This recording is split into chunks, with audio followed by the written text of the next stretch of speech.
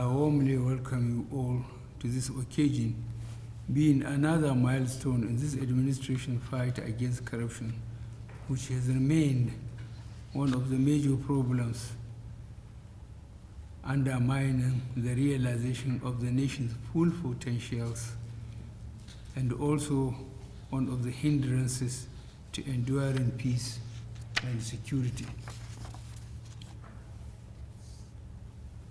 The sad reality confronting us as a people is that there is corruption almost everywhere,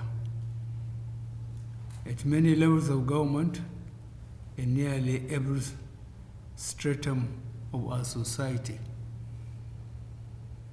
Mindful of the threat that corruption poses to us as a nation, this administration has specifically focused on the fight against corruption. Corruption is present in all countries. Some governments treat it with levity.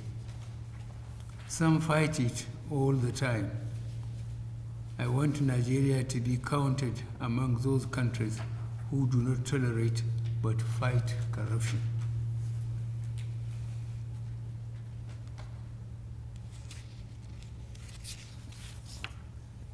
As a government, and in furtherance of our anti-corruption program, we have since inception engaged in many reforms in removing corruption, including but not limited to the enforcement of Treasury's single account, strict implementation of the bank verification number policy, and signing onto the open government partnership.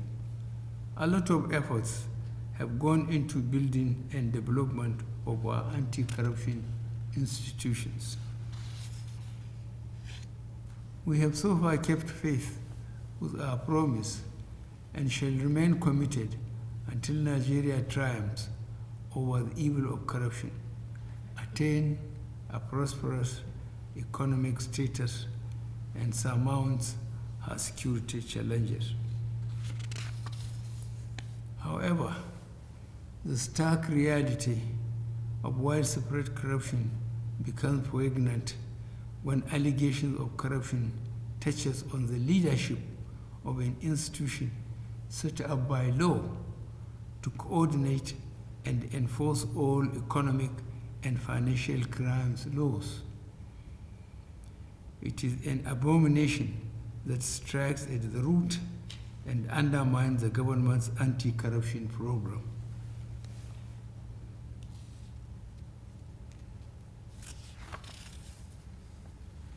It was in response to the serious allegations against the Economic and Financial Crimes Commission that I set up a panel headed by the Honorable Justice Recieves Ayo Salami'S, retired, President of the Court of Appeal, via an instrument dated 3rd July 2020, pursuant to the Tribunals of Inquiry Act, Caption T21, Laws of Federal Republic of Nigeria, 2004.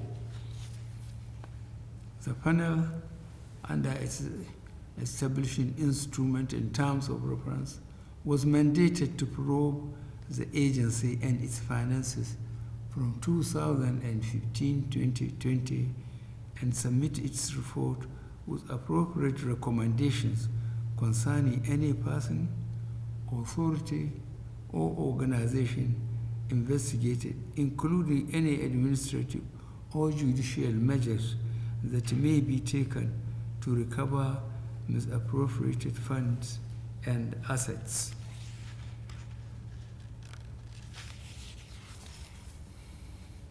We recognize that there are more grounds to cover in the war against corruption, and we are prepared to go out to possess those lands by cutting off any stream that nourishes the seed of corruption and supports its growth. Let it be known that in the fight against corruption, no one is too big to tackle, as no individual is bigger than the Nigerian state. In order to protect Nigeria's political and economic systems and the continuous existence of the Nigerian state from the serious threat of corruption, I call on all stakeholders and indeed every Nigerian to own the fight against corruption at their respective levels. I thank the panel members for their dedication and commitment to the fight against corruption. God bless the Federal Republic of Nigeria. Thank you very much. Of the Judicial Commission of Inquiry for the investigation of Mr. Ibrahim Magu, the suspended acting chairman of the Economic and Financial Crimes Commission, for alleged abuse of office, mismanagement of federal government recovered assets and finances from May 2015 to May 2020 under the Tribunal of Inquiry Act. See the instrument dated 3rd July 2020. The Commission commenced its sitting on 6th July 2020. The suspended acting chairman, Mr. Ibrahim Magu, and 113 witnesses appeared and testified before the Commission. Also, 46 petitions and memoranda were presented by individuals and organizations with complaints against the suspended acting chairman or EFCC or both. It is significant to humbly state that having reviewed 103 exhibits contained in 37 volumes and oral testimonies of over 100 witnesses, and having undertaken nationwide physical verification of recovered forfeited assets, comprising real estate, automobile, vessels, and non-cash as well as cash assets, we found it expedient to proffer a number of recommendations on how to generally reposition the Economic and Financial Crimes Commission for better performance. The Judicial Commission wishes to respectfully express its profound gratitude to Mr. President for granting its members the wonderful opportunity to be of service to our fatherland in such an esteemed capacity. It is our hope that the report will be found useful. We wish to inform Your Excellency that the Judicial Commission has completed its assignment and is hereby submitting its report.